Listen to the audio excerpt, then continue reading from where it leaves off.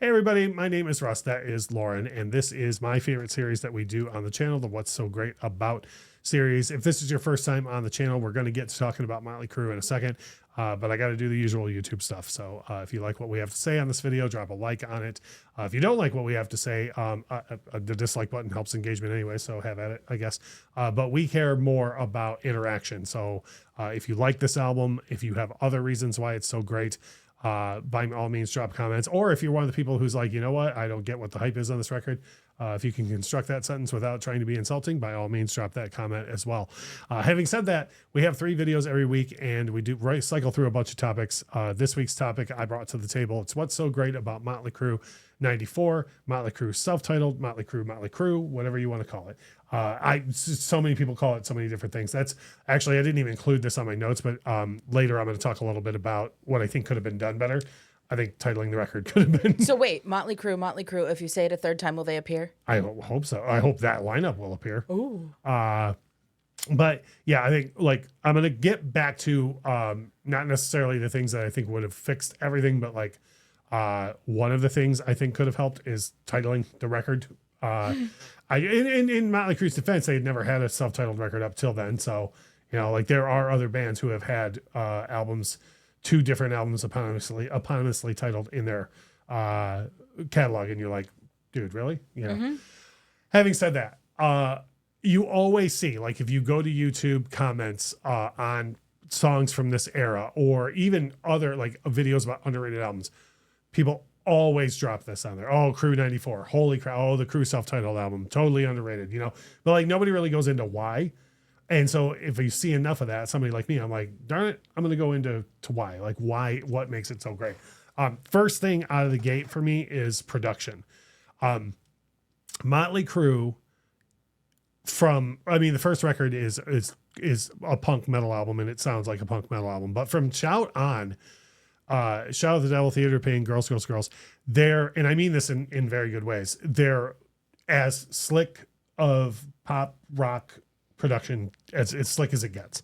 You know, of course, each one sounds a little better than the last. And I feel like Girls, Girls, Girls is like the mountaintop of, if you're going to do slick pop rock heavy metal production, that's the one. Well, Bob Rock took over on Dr. Feelgood, and Dr. Feelgood is like a little tighter and a little heavier than Girls, Girls, Girls, which I like because I think it fits the songs. Okay. And now, for full disclosure, for any Motley Crue fans watching, like I grew up on Motley Crue, big fan. Shout at the Devil was the first record I bought when I was a kid, and I was with them the whole time. Lauren knows about 4 Motley Crue songs. Ish. And I'm not saying that to be insulting. I'm just laying an expectation, because if you say something about Motley Crue, I don't want anybody to be like, she said it was on this album and it was on, like, calm down. I don't know what album anything's on. Right. But I've played for you things like, I think you can talk, you know, like Wild Side is off of Girls. Like that's the pinnacle. That makes sense. Right. And then Kickstart My Heart and Dr. Feelgood, obviously off Dr. Feelgood, are a little harder and a little tighter. Right. Well, Bob Rock, I feel like on this record got even tighter, like in a time when we can remember this came out in 94, other than the Pink Floyd record that came out in 94 and Michael Jackson's Dangerous in 92. Everything at that time had quite a bit of different production than they did in the 80s. Everything was very, there was a lot more guitar effects than usual, like flange and like a lot of panning and radio effects on voices and things. And it's just a straight wall of rock. I think every time we've ever put it on in the car, which neither of us is ever in the habit of turning things down, I think at least me is always like, oh boy, like we got, because it's just it's too much. Yeah. And on a side note, the drums sound perfect on this record. I will get into later Tommy's playing itself, but the sound of the drums on this is chef's kiss. Just this, if you're going to record drums, in my opinion, you should start here and learn what they did to record these drums and then go on from there. Songwriting. I think the songwriting is a metric leap forward for Motley Crue. And I understand that Nikki Sixx was writing the songs the whole time. So it's not like John Corabi. I was literally going to ask the question. Yeah. Like I was like, who was writing the songs? Nikki Sixx wrote everything before. So from the marketing stuff, and I don't care what anybody says, Shout at the Devil and all that, that's marketing. That's Satanic Panic. So we're going to do Shout at the Devil. You know, like Nikki Sixx is very smart to do that. I'm not saying that's bad. Those are great songs with lyrics that are like leaning into what they knew would blow them up, right? But then when you get to like Girls, Girls, Girls, yes, there's Girls, Girls, Girls on there. But then there's stuff like Wild Side and You're All I Need, songs that are like a little more serious. And the same thing with Feel Good. Yeah, there's Don't Go Away Mad, Just Go Away and Kickstart My Heart and stuff like that on there. And then, the ballads like Without You. But then there's like the title cut, Dr. Feelgood. There's other things on Dr. Feelgood that are more serious, right? And then, of course, Primal Scream released after that. So I don't think that they went, oh, well, grunge is super serious, so we're just going to do super serious now, or we're going to be mopey, like grunge was perceived to have been at the time. I feel like it's a natural progression away from just singing about what's poppy and what they were going to do. And I think the one thing I was going to add was, yes, John Corabi has a lot more to do with the songwriting on this than Vince ever had, to hear the band tell it, which I feel is probably true. Okay, is that the dirt? Yeah, good one. Now people are gonna be like, well, she knew what the dirt was. But the songwriting, I think, is a metric leap in front of where they were before. Like to me, songs like Misunderstood are a natural progression from songs like You're All I Need, but expressing it flat out instead of like You're All I Need kind of dances around the seriousness of it. And then when you watch the video, you're like, oh, whereas Misunderstood is just like right out of the top is like, here's how serious this song is. The playing, in my opinion, this is the best playing ever from, at a minimum, Tommy and Mick. And I mean, you know this, the passenger side of our car is destroyed from all the air drumming I do whenever any song from this record comes on. I think it's absolutely, and so like, this is the thing where anyone who wants to ever say that Tommy Lee is overrated or isn't in the discussion with people like Neil Peart or Mike Portnoy, to quote Sherman Show, brother, you're wrong. Like, I think before this, Tommy was already in that, but like this record, there's stuff that this guy does in the pocket, just in the verses, that are insane. And then the fills are outrageous, like just so good. And I think Mick, one thing about Mick Mars on this record is he didn't change his tone and everything too much. Like this just sounds like Mick Mars playing guitar. If you listen to a lot of the other people who did put out grunge, quote unquote, grunge records at the time, like Warrant put out a couple records like that. Skid Row certainly did. You could argue Keep the Faith by Bon Jovi leans more toward grunge. Almost everybody overhauled their sound. And this just is Mick Mars doing Mick Mars things on these songs. Yeah. But I think it's some of the best of these that he's ever done. And I have it in my last of my notes, but I already said it, and I'm going to say it again. Tommy Lee is amazing and an underrated drummer, and I don't care who knows it. Yeah, no, trust me. That's like, if you walk away from any conversation with Russ, pretty much about anything, you'll walk away knowing two things.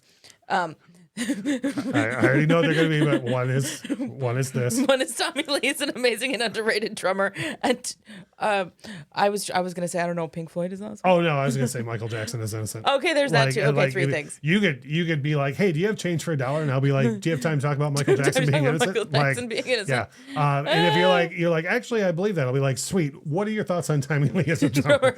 Like, because you're going to get learned today on something. So I don't like to focus too much on the negative, but over the years, I've always thought, like, what could have been done here? You know, like, what could have been done here? And I know I said earlier, I didn't put this in my notes, but like, first of all, I think it could have started, I think they could have titled it anything at all. You know, even to go the Van Halen route, Van Halen 1, 2, I know they didn't title something 3 till they got Sharon, but that was their third singer. You know, like, I don't know, just call it Crew 2 or something. Like any title at all, or even Power to the Music, the first song on the record. I think any title would have helped, because even with people in the know, you're like, Motley Crue, which album? Motley Crue, which one? The self-titled one, which one from 94, you know, like yeah.